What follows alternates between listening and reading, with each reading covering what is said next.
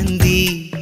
సర్లే పాపం అని దగ్గరికెళితే దాని మనసే నీలో ఉందంది.